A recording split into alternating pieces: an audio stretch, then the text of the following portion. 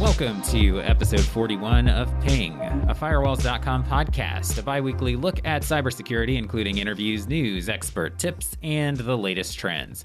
I'm Kevin Baxter, and I'm joined by my Firewalls.com colleague, Andrew Harmon. Hi there. Hey, Andrew. As we tackle a different featured topic each episode. New ones are normally out every other Wednesday, so subscribe or follow on your favorite podcasting platform to get the latest first. Please do rate and review us and drop us a line anytime at podcast@firewalls.com. As always, thanks for listening, and now it's time to introduce our featured topic and our guest for this episode. We mark our calendars for a variety of reasons. Doctor's appointments, school and work deadlines, birthdays, holidays, vacations, the list goes on. But for cybersecurity watchers like us, another big milestone has just arrived, the release of the SonicWall's Cyber Threat Report. The 2021 edition takes us through the threat landscape as it stands now, what happened last year, and what to expect moving forward. And to help explain what the experts at SonicWall have uncovered and what it all means, we welcome back returning guest Brook Chelmo, Senior Product Marketing Manager with SonicWall. Brook, thanks for joining us again. Thank you for having me. So a lot of highlights to this report. And, I think one of the overarching pieces that you see is that 2020 was a record-setting year in many ways for cybercrime. And yet there's also this little dichotomy where recorded malware itself went way down. Yeah, so that's always the interesting kind of takeaway, even from last year. And I think that we're coming off of these highs from, say, 2016, where I would say 2016 was, we said that was the year of ransomware. That was the year of more of the spray and pray attack. So as I was, studying ransomware trends back in 2016, 2017, that's where you were getting a lot of grandmothers who were for the first time trying to learn what Bitcoin was to pay off a hacker so that they can unlock their grandchild's photographs that were locked on the endpoint. So that was at that point in history where they're trying anywhere, everywhere, everything, anyone. So from those highs of those high volumes that spray and pray attack, kind of vector, we started to see more of a shift more towards the targeted attack. And that's kind of what I've been seeing over the last about year and a half, 2 years, 2.5 years. Probably that's a little bit more accurate, where it got to be more targeted because at 2016, sandboxing and advanced kind of heuristics on the endpoint were not that prevalent. But now they are. And so frequently it's the mission of the attacker to try to find a way to get around defenses, to draft the new version of the code or to take an existing version of the code and adapt it so that it doesn't hit any of the filters and virus total, etc. And they're trying to go more that route so that they're more effective instead of more active. And how did remote work factor in this year as far as visibility into that malware number, as far as volume is considered? So, with remote work, obviously, a lot of folks are still backhauling traffic through VPN. That gives SonicWall that visibility, I guess, in terms of the metadata, in terms of the volume that we're seeing there. But in terms of, remote work in and of itself, we're still going to be seeing a lot of that data anyways because of endpoint telemetry, via capture client that we're seeing. But overall, remote work was not a good story for, the IT admin or, the folks on the security team, because a lot of folks are not going into VPN or they're only going into VPN when they need to access a corporate resource like a Jira or a Confluence type tool or Salesforce sometimes. So with that being said, it was a big challenge for a lot of folks just trying to secure people. And that's why you were seeing a lot of, people really focusing on the education of the end user at home, saying, well, by the way, when you're at home, don't click on this, don't do that. And so cybersecurity education became a little bit more important this last year. Yeah, the report calls 2020 cyber criminals perfect storm, which really has a lot to do with the sort of scramble into remote and distributed work that was happening throughout the year last year. And that really does reflect in a lot of the attack types that we saw. Yeah, and the interesting thing that I also noticed were that those fake IT support scams, where people will go and, they'll say, oh, your computer has been hacked and call this number to unlock your device. Right. And they act like Microsoft, et cetera. Those also got a huge spike because as people were working from home, they were not logging into VPN. So a lot of corporate resources can't track what you're doing. So people are trying to download and watch movies without using Netflix or using, Disney Plus or Amazon Prime. And they're trying to find the things that you couldn't find, or trying to find things that they wanted to avoid that one-off subscription. They wanted to watch Picard without paying for CBS All Access. So as a result, people were trying to do these things, and they were landing on all these sites. There are these watering hole sites that would make them think they got locked up. And some of the phone calls that I heard that were recorded and exfiltrated from these hacking centers were people who didn't want to go to the corporate team, and they were asking these people on the tech support scams to not tell their company about this. Yeah, so we saw a lot of that too, because now people are trying to do their own IT security because they were doing something that they shouldn't have been doing and thought that they had been nailed by someone or something, and thought that they would, pay out of their own pocket, which is the first time I've really seen that on a corporate device. So malware itself did decrease, as the report noted, but ransomware set a record again. So 62% increase year over year. What accounts for this sudden spike? Well, again, that could also be a little bit of spray and pray as well. A lot of people want to attribute that to rising prices in the cryptocurrency market, but in reality, that doesn't really matter. I mean, either you ask for 1 coin or 4 coins, it doesn't really matter what the value of that coin is. That's the story behind cryptojacking. Cryptojacking got a nice rise because of Bitcoin prices, but in reality, I mean, we're seeing the Yuk kind of malware ransomware family. We saw about 8 cases a second at some point. Wow. So they got really hot. Crypto Joker, Sam. Also really big. SamSam is the version that locked up the city of Atlanta. I think 5 out of 13 departments. That is also the same ransomware family that a lot of people like HildaCrypt are trying to copy. So we're seeing a lot of that. Cerber, of course, still around. That's a big ransomware as a service kit. And then Pneumocod. So these are the big players that were out there today. But Yuk, it was the big one with close to 100 million hits. Was it easier last year to use maybe some more established ransomware strains because of maybe the fact that security wasn't as tightened up in every area? It can be, and these things will ebb and flow around different vulnerabilities. So Yuk saw the biggest spike in September, and that was when we saw about 8 cases a second. And I have to guess, I haven't gone into that specific strain or asked the research team to give me the details on how it operates. But sometimes when they find that they can exploit a large vulnerability, they'll go pretty hard in trying to distribute that strain to as many places as possible, which is why, when you do read the report, you do see about a lot of directory traversal and other types of attacks, because we're getting into that world now that everything should go sideways after it lands.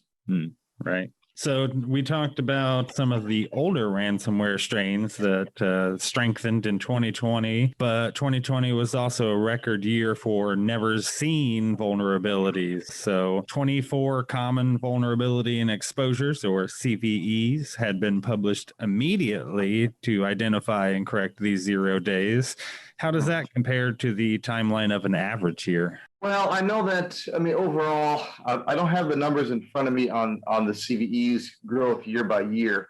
And last year, it was tallied a little bit different. It was easier last year to tally the actual number of critical vulnerabilities.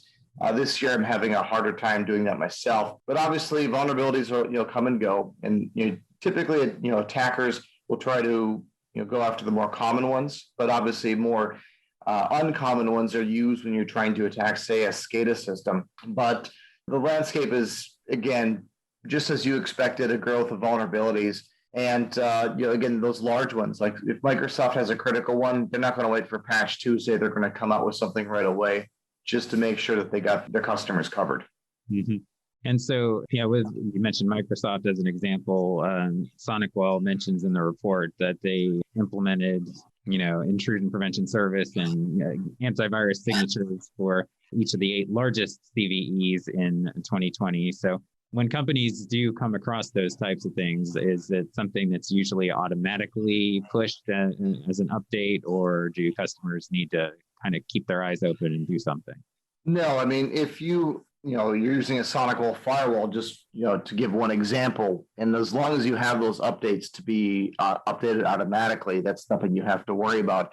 And also in this day and age, you don't have to reboot devices to get these patches to work. So, these things are automatically added. So that's why, you trust a security company like SonicWall to do the research for you instead of you trying to do it yourself. Because, we're analyzing roughly 140,000 new forms of malware every single business day. So it shouldn't be up to a person to try to handle it themselves. So companies like SonicWall are going to, obviously process those more critical ones and push those out. Just like when we saw with WannaCry.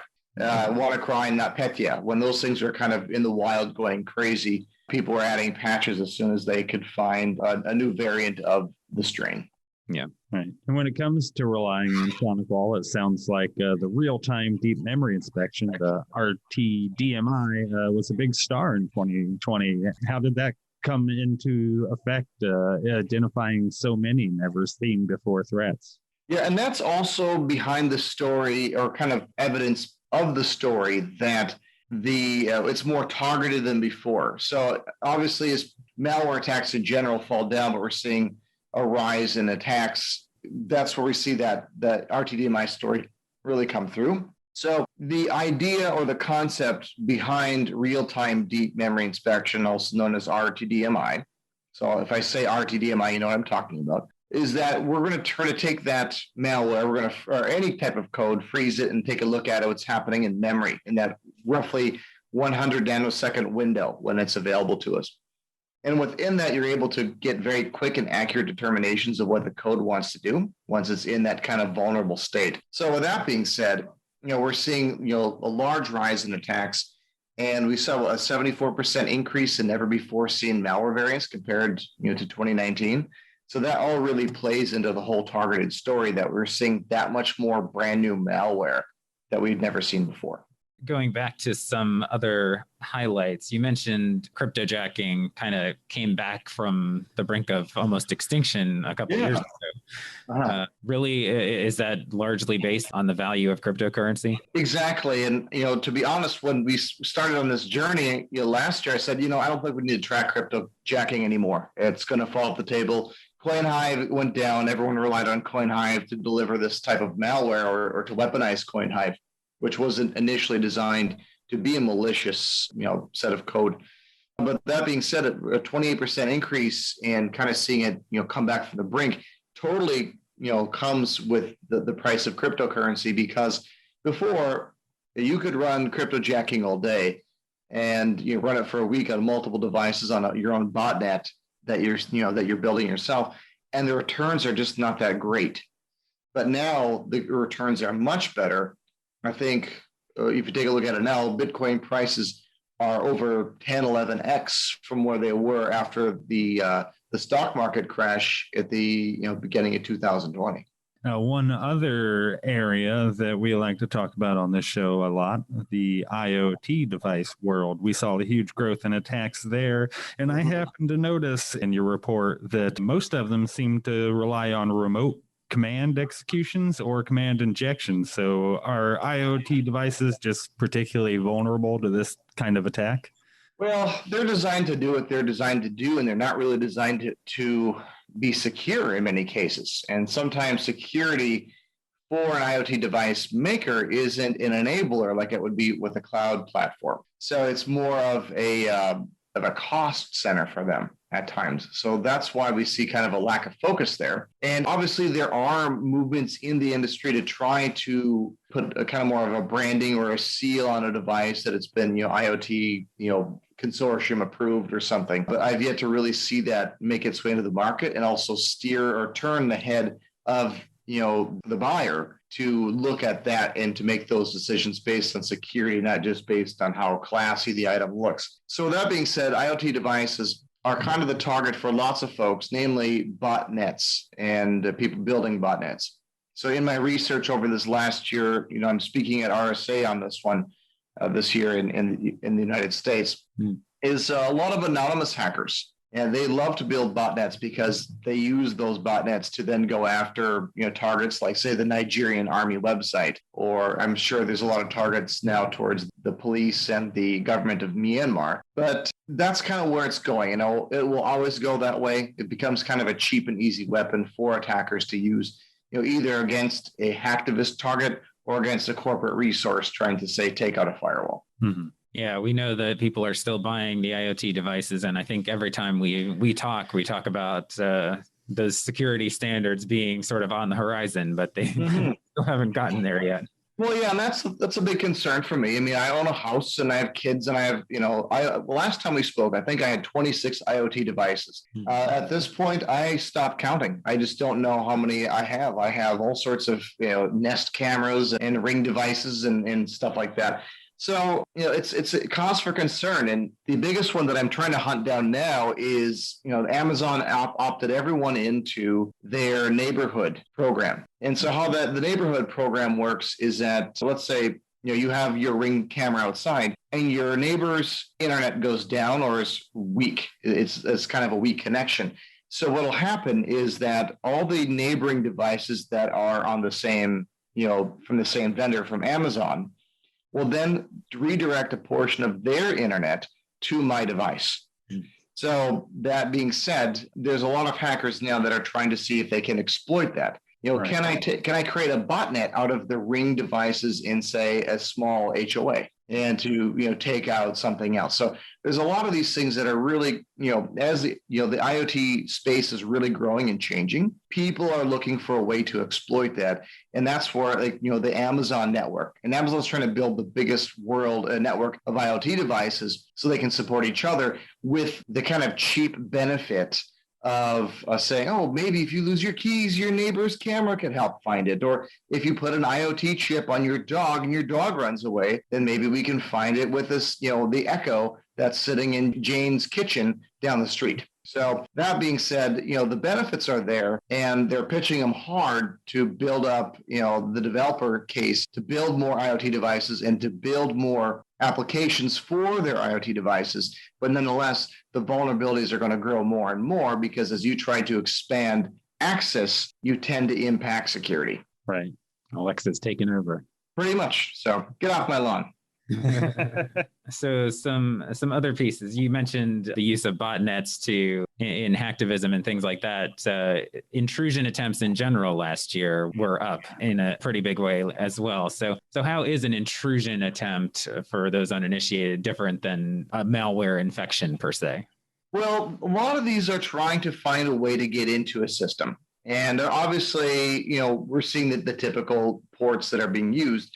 But I think over the last year, we saw, a 25% rise in non-standard port attacks. And a large part of these are for ransomware authors. And a big one that I mentioned in my research last year on Hildecrypt, and it's still very much true with the other hackers that I've been trying to, get in touch with and talk with in preparation for the RSA talk this year, was that the VNC ports, trying to get in that way. Because with the VNC ports, a lot of them are finding them unprotected. They're, trying to, run, scanners and other types of tools to try to ping for vulnerabilities and to ping for using stolen credentials to try to see if they can find a way in. Now, VNC ports are largely unprotected by a lot of organizations, and VNC is what is used to try to communicate, across the network. So if someone can try to get in through the VNC ports, they can often try to find a way, to get into a device and then use that port to go sideways into other directories or into other networks. So that's more the ransomware attackers target this year. So one more big issue on the plate that nobody's really been able to escape for the last 2-3 months now, the SolarWinds breach. I'm sure people listening have heard more than their fair share about this, but what are some top-level takeaways people should take from this? Well, obviously, the supply chain attacks and the other types of attacks with anyone who has the control of systems or makes the control of systems easier is always going to be a target. I think roughly around Q3 of 2018, really 2019, was really that time when attackers are really going after MSSPs and MSPs because they had a lot of tools that would allow for them to, help with the security or monitor the security or actually control the security of multiple tenants. And so if you can break into one MSSP, access their tools, and then spread sideways, like you say in a SolarWinds attack, then you're not hacking one target, you're hacking hundreds or dozens of targets, which makes it so much more lucrative when trying to get a payout via ransomware.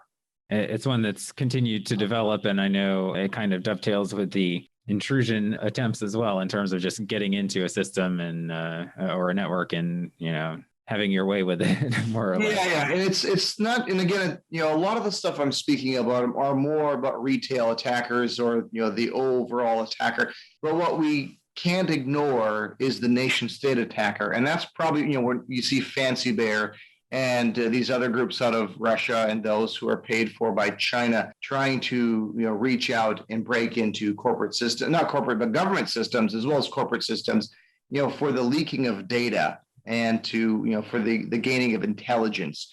It's always been that way and will always be that way for the foreseeable future.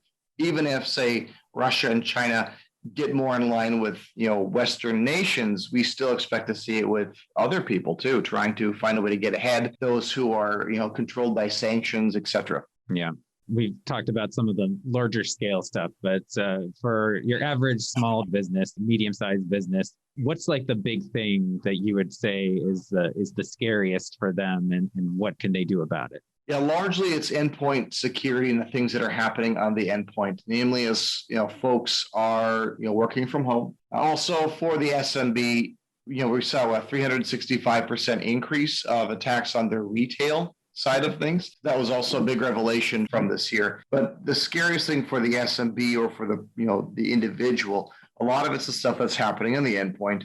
And that is, fileless attacks, a lot of watering hole attacks. There's a lot of things that happen. For example, my wife was, Googling or, searching for something at Home Depot. She clicked on a Home Depot ad, official Home Depot ad, and it redirected her to an attack site.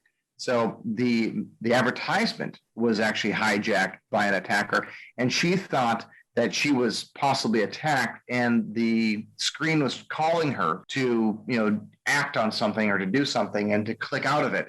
I said, don't, we're going to kill the process. But she almost clicked on the thing that she was directed to click to get out of the attack. So these things are happening. And a lot of people, they don't have all the tools and resources, when they're behind the firewall at the office. They're home alone by themselves, just going out to the wild internet themselves. So that's where we have to really trust endpoint security in this case. But also, as the more and more we can get people to backhaul and go through VPN at the beginning of the day, the better it will be for the corporate user who is working from home as well. So again, a lot of these stories I think will continue on throughout the year. But overall, it's for me, the solution in that story is endpoint security and cybersecurity education. Brook, thank you very much for joining us again. All right, you're most welcome. SonicWall releases a threat report every year, and the 2021 version is now available. Go to SonicWall.com to find the latest report.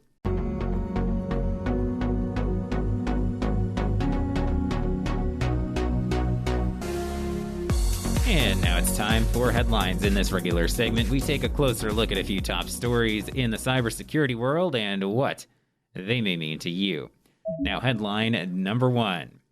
Hack everybody you can. What to know about the massive Microsoft Exchange breach. It says cybersecurity responders are working around the clock to shore up networks hit by a hack of Microsoft's Exchange email service, an attack that's impacted hundreds of thousands of organizations worldwide, with the White House urging victims to patch systems and stressing the urgency, saying that the window for updating systems could be measured in, quote, hours, not days. And the reason this particular hack was so big is sort of the way they went about targeting their victims, which seems to be no real rhyme or reason at all. It was just kind of a wide-scale smash and grab situation. So usually when a hacker infiltrates a network, they will sort of sneak around as best as they can and steal as long as they can in the quiet until the alarm bell rings, and then suddenly everybody yells, scramble, you grab what you can and run out. But in this case, as soon as they got their foot through the door, they yelled scramble and grabbed everything they could. So Yeah, we'll see exactly what they grabbed. That's one of the questions. But yeah, the quote actually used in the headline is from David Kennedy, CEO of TrustedSec, who calls this the largest hack he's seen in 15 years. That's including SolarWinds being even bigger than that. Quote, in this specific case, there was zero rhyme or reason for who the attackers were hacking. It was literally hack everybody you can in this short time window and cause as much pandemonium and mayhem as possible. So what exactly did happen here? Right, so Microsoft identified the Chinese-based hacking group Hafnium as the primary culprit here. They typically target disease researchers, law firms, higher education institutes, larger targets like that. But in this case, the vulnerability became available and they just kind of attacked everybody across the board. Yeah, and it sounds like the attack used a couple of methods. So some of it was gaining access with stolen passwords, and then other forms of access were gained due to those previously unknown vulnerabilities. They took control over servers via remote access to steal data. But yeah, going back to who has been affected by this, in the article information, it sounds like a lot of the places that were affected were maybe small towns or small businesses in the U.S., and not so much intelligence value there for a Chinese organization, for instance. Right. If this was, in fact, a state-sponsored attack, they didn't make off with a whole lot of useful information unless they really care about, the profits of mom-and-pop stores out in the middle of Nebraska. But, who knows what they could weaponize with this sort of data. Seems that perhaps there was maybe an inside tip-off to the attackers that a patch was imminent. So this all started back in January. Microsoft became aware and put together a patch in late February, but just days before that patch rolled out, there was a second automated wave from these attackers, basically sort of expanding their first go-round and, as we said, just kind of grabbing everything they could and running. Yeah, so Microsoft usually releases its patches on the second Tuesday of the month, called Patch Tuesday. But because of how dire this particular hack was, they did schedule their patch release for the first Tuesday of March, and yet there was this big run on the Exchange servers again, as you said, late February. So it suggested there could have been some kind of inside information there. Microsoft said that they have seen no indications of a leak from Microsoft, but there is definitely suspicion there. Right. So cybersecurity firms have begun to observe hackers, as you said, stealing passwords, as well as installing crypto miners on these machines, these servers. So, obviously some room for different types of attacks and, I guess, payloads that they were looking to capitalize on. So while Microsoft did, in fact, issue their security patch, companies should still be wary, because if you were, in fact, breached, this patch won't, kick the attackers out of your system, but if you haven't been breached, should prevent them. So yeah, whether you've been hit already or not is the key question there. Yeah, definitely. That's an important piece of the puzzle to consider. But Microsoft is basically saying patch, patch, patch. And we've said that before. That's one of the keys, is always keeping all of your software up to date with the latest patches, because there's a reason why the patches are coming out. Right. And of course, both Russian and Chinese officials have denied responsibility for this. So, pretty standard fare there. Yeah. So what's interesting, just backing up a little bit, largely the Fortune 500 companies and larger organizations that use Microsoft Exchange online cloud-based email were spared here. This was not really attacking that. It was going after the locations that still run Exchange in on-premises servers. And those are usually smaller organizations, and also organizations that probably don't have as much of an IT staff and a budget for keeping themselves secure. Right. And in light of the SolarWinds attacks earlier this year, kind of gives you a glimpse into the sort of threat landscape on the geopolitical scale. And I imagine our response to these kinds of attacks over the next several months are going to really set the tone for how the next year or two plays out. Yeah. Again, cybersecurity experts are saying this one is a pretty huge one, a different version of a large-scale attack than SolarWinds, but the fact that we've now had two that cybersecurity watchers are basically saying are crazy big is a little bit unsettling. And so, yeah, we know that Congress and the administration is already starting to act in response to the SolarWinds hack, and now will this get lumped into that kind of action too? Yeah, I imagine it probably will definitely be on that table when the discussion continues. Now, headline number 2. U.S. indicts head of alleged crime chat comms service.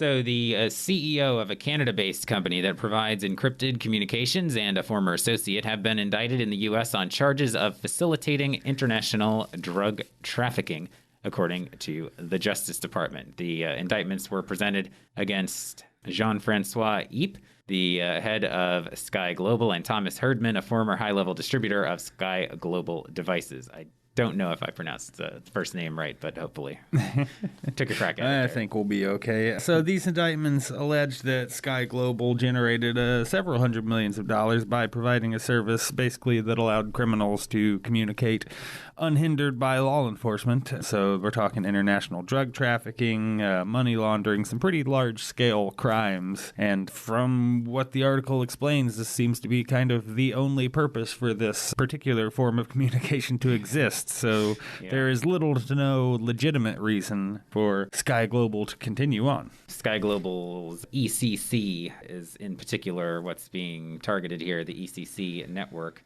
The indictment says Sky Global's devices are specifically designed to prevent law enforcement from actively monitoring the communications between members of transnational crime organizations involved in drug trafficking and money laundering. And the indictment comes after police in Europe said they had arrested at least 80 people and carried out hundreds of raids in 2 countries after shutting down the Sky ECC encrypted phone network. So Belgian, Dutch, and French police said they had hacked into this Sky ECC network, basically allowing them to sort of look over the shoulders and read the communications of the different people using it to plot drug deals and murders and so forth. If you remember back several moons ago, Kevin, we also talked about a similar service called EncroChat, where I believe it was Interpol had infiltrated the network and had basically been spying on all these different illegal chats going on and using that as intel for law enforcement. And I imagine very much the same has happened here.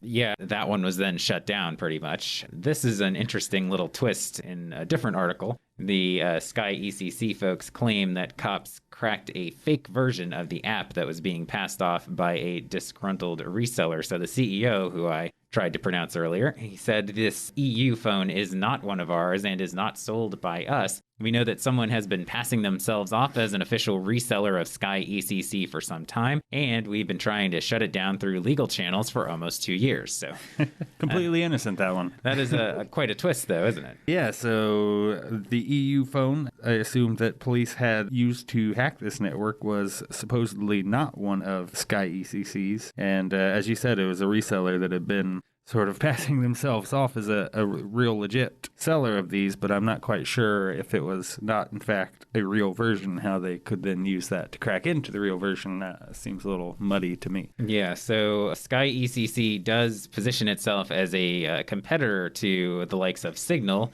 who we also talked about in an episode earlier last year. Sky ECC dubs itself the world's most secure messaging platform. So some people did kind of leave Signal because they were angry about some added data collection and maybe a little less privacy happening there. But, well, if Sky ECC gets shut down, then maybe Signal gets some more customers again. Right, everybody's sort of migrating around looking for a place to sell their drugs in peace. I think kind of the broader implication here is just the encrypted communications. The walls seem to be closing in on a lot of that, and it's getting more and more difficult for people to have the encrypted communication platforms that they want and were expecting to have, even if they weren't necessarily involved in criminal activity. Right. This could have negative implications for people just needing super private communication channels. Even for completely legitimate and above board activities. Right. Like, it actually could even impact law enforcement negatively in some ways, you'd think, if they were able to communicate with somebody who didn't want to be known, or obviously reporters and things like that, where somebody's getting a tip from somebody in an organization that doesn't want to be identified. There are definitely some reasons why people would want encrypted communication that doesn't get spied on by the government, but we'll see if there are sort of ripple effects to this then in that way. Right. How do you create a legit encrypted platform without just attracting criminals. Yeah. Now, headline number 3. Molson Coors cracks open a cyber attack investigation. I always appreciate a fun little headline. Yes. So, well done. Well done, Threat Post. Another high-profile company has been hit with a cyber attack that's causing a major disruption to its business. Brewing company Molson Coors acknowledged that it has experienced a systems outage that was caused by a cybersecurity incident, according to a form filed with the SEC. Yeah, this article was not particularly long, specifically just because not a lot of information is out there. The company did acknowledge that there was an attack that was widespread across their business, including impacting their brewery operations, production, shipments, so just about the whole supply chain on the Coors side. But it is still unknown what the actual attack is, though many experts speculate that it might be ransomware. Yeah, that's the going theory, basically, across the board. So Molson Coors has employed forensic IT firms and legal counsel to investigate, and there is an update. Molson Coors released a statement just the day before we're recording this, which was a few days after the story broke. Thanks to the tireless work of our IT team and our outside experts, we are ramping back up, and all of our breweries in North America are currently running. So we don't know exactly where they stand in the whole investigation process or, how they were able to get up and running again. But they're turning the taps back on. Yes, they are turning the taps back on. So we'll still have a lot more to learn on this front, too. But that was an interesting update that they were able to get going again. Right. So Coors fans out there can breathe a sigh of relief knowing that the production and the distribution is back online. Shipments will continue. Yeah, and this is a very, very large brewing company. So you've got the Coors brands, Molson, really popular in Canada. Also, Miller is under the umbrella. Blue Moon, a lot of big brands that are well known, and maybe some that surprise people that are more craft type beers that are under their umbrella now as well. But so it operates 7 breweries and packaging plants in the U.S., as well as 3 in Canada and 10 in Europe. So shutting down production for even perhaps a few days has to have had a pretty big effect on them. Right, and Molson Coors was reportedly already struggling a bit throughout the year as their net sales have declined over the last year, primarily in Europe and Canada. You see a lot of restrictions for bars, restaurants, places like that, and so they're kind of expecting that this on-premise channel was responsible for that dip in business, which makes sense, but I guess Coors is not the beer of choice for people drinking their way through quarantine at home. I guess maybe in Europe they like to drink in the bars more, and here we don't care. We'll just drink on our couch. Bring it home to the couch, sit on the porch, wherever is good at the time. Because I didn't grab statistics, but as far as I recall, I think I've seen some stories saying alcohol sales in the U.S. have, if anything, gone up. We are not shy about drinking alone. No. But yeah, this does bring us back to the whole idea of the types of impacts ransomware can have. So obviously there's the financial component where somebody holds an organization for ransom and says, pay me and I'll decrypt your files. So that's direct right there. But Tony Lambert, an intelligence analyst at Red Canary, quoted in this piece, he noted that the impact of ransomware on a company like Molson Coors can be much more damaging because for manufacturing organizations, not only do the corporate systems lose access to data, systems managing the manufacturing process may come to a halt as well. So that, and we know that for a fact that this did happen, prevents the successful production and even delivery of products. So he says this obviously presents a huge problem for companies that sell the products. Every hour their lines are down can mean major profit issues. Right. So in the end, you think somebody's going to get canned? I don't have a good pun response for that. I needed to prepare better, but well played. Well played. Thanks, as always, for listening, and thanks again to Brook Chelmo for joining us again. Check out the links in the description for more information about everything we discussed, including SonicWall's 2021 Cyber Threat Report. Subscribe or follow now however you listen to ensure you get our latest episodes as soon as they're available. And please do rate and review us. Visit Firewalls.com for all your network security needs and give us a follow on Facebook, Twitter, and LinkedIn. For Andrew Harmon, I'm Kevin Baxter. We'll be back soon with another episode. But in the meantime, we remind you to Get secure, stay secure.